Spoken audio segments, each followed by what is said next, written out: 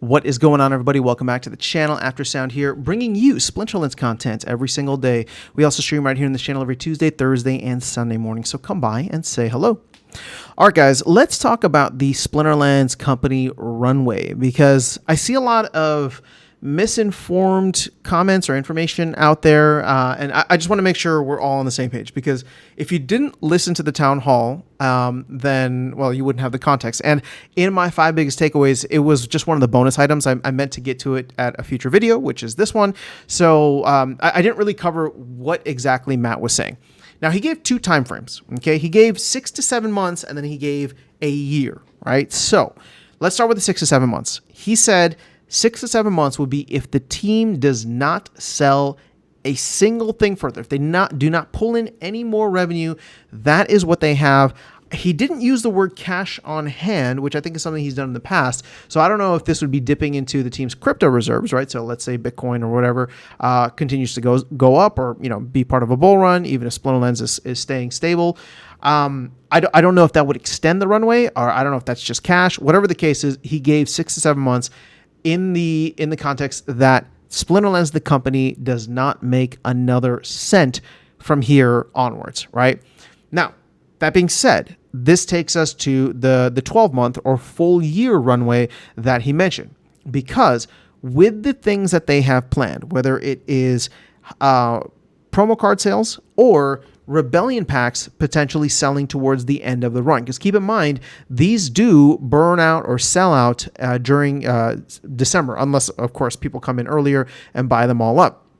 So December is kind of the date out there that, and I've been talking about this for a while, where I think a lot of people will end up speculating just because there are not that many Rebellion packs in circulation, right? 834,000 open, 82,000 that are circulating. So this is less than 1 million, which is less than Untamed, right? Which is about 1.5 million. Now, granted, the DAO is sitting on almost 500,000, and the DAO will continue to sit on probably more, maybe get close to 1 million or so, 800,000 to 1 million, which, again, I hope that the DAO will be responsible, but that is always a risk. That's a topic for another video. We've talked about that actually at length. So the whole point let's get back to it. So the team is expecting some revenue from the promo card sales. They are expecting some revenue from Rebellion, and I don't know if this factors into the 12-month kind of timeline that Matt had thinking, but he is planning to go to both the Hive DAO and the SPS DAO with proposals for some kind of funding, right? That being said, whether they're included or not, the timeframes that he gave were 6 to 7 months if they do not sell anything. But he's confident that with what they have planned, that will put us at a full year, which gets us to roughly the middle of 2025, which hopefully will be the middle of a bull run. Again, we don't really know where things go from here, but if you use history as any kind of guide, it doesn't often repeat, but it doesn't always repeat, but it often does rhyme. So that being said, I've said this before, and I think I'll continue to hold my stance on it. I'm not worried about Runway. I think this was brought up because somebody had asked about it as a way to alleviate some of the fears. But of course, like anything, is a double-edged sword, right? So people see that and they're just like, oh, the company's going out of business in 6-7 months or whatever the case is. And it's like, well, if they don't do anything else, then yeah, sure, maybe you can make that argument. But I do see the team making a lot of moves here, and they've made a lot of moves in the first half of the year. Granted, it hasn't, it's been a lot of stuff to prepare for the next generation of gamers to come in, and it hasn't really been something for us. And we've seen the token, unfortunately, the token and the economy have just been really, really poorly, or in such a poor place. But with what they have planned, I would be shocked if a lot of the changes that they have made in the first half of this year don't start bearing fruits in the second half. Now, this is not a prediction. This is not to say, this is not financial advice. I'm not saying to go all in and buy a bunch of Splinterlands assets. I'm saying this as a gamer, right? This is not an investment opinion or perspective. This is me as a gamer. I am actually, this is the crazy part, I bought my first beta card, right, the other day, and I'm actually looking at buying some other cards now because I'm enjoying playing the game. The prices are relatively cheap, and my mindset, my perspective on this is that I think that the company is going to be in good shape. Now, again, if something drastic happens, people are going to clip this and be like, oh, look at this guy. He like sold it. I have no idea what's going to happen. All right. There is a tremendous amount of risk for anything within crypto, and specifically within crypto gaming. So this is not an endorsement. This is not saying I'm literally using the timelines that the team has here. But just from my vantage point, right, which is similar to all of yours, I don't see a way in which the team doesn't generate some revenue that gets them to the middle of next year. I personally have a lot of confidence, maybe not in Splinterlands, and sorry, that's not a dig at Splinterlands, but in I have a lot of confidence in the market cycle, right? The 4-year crypto cycle playing a part in helping to bring in new users, raise token values, raise awareness over the course of the next 12 to 18 months. So with all those things, it's just like, I personally think that we're going to be fine. Now, we could get into a position.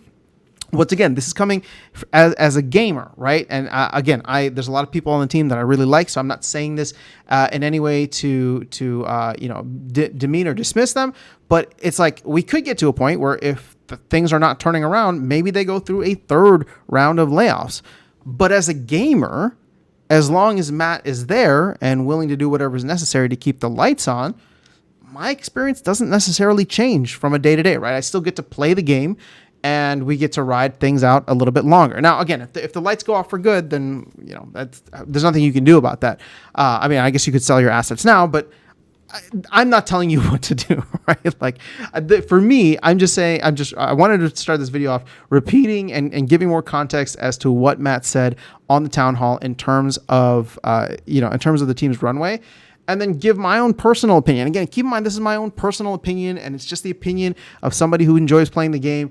I have no fears about not being able to play this game at any point over the next 6 to 12 months, right? And on top of that, I have a lot of confidence in the market picking things up and the conservative nature in which Matt is approaching running this business as something where he will find and stretch every penny that he can in order to make sure that we not just survive a bull run, right? Which is a weird thing to say, but thrive, and then thrive in a bull run and then thrive in the ensuing bear that will happen, because markets are always cyclical. So that is my thoughts on the runway. Like I said, I wanted to provide this video to add a little bit more context and give my opinion on it. Nothing has changed. So that's what I want to be very clear about. Nothing has changed for me. I stopped worrying about this a while ago, but I know many folks, it's still very front of mind. And, I'll say this again, not as like financial advice for you specifically, but if something is keeping you up at night, right, from a financial standpoint, general advice, not financial advice, but just general advice is like, you're probably overexposed and maybe you should think about de-risking. And maybe you're down already, right? Like, there's a lot of people who are probably, very far in the red. And so I get it. I'm empathetic to that. But my whole point is that if this stuff is keeping you up at night and you're worried about it, or anything is keeping you up at night and you're worried about it, find ways to de-risk, right? Take some ice cream money, whatever it is that you want to spend it on, right? Take some ice cream money, throw it into whatever you want, and call it a day. But that is all I have for you guys in this video. Just wanted to share a little bit more context. I will catch you all in the next one and see you around the game. Take care.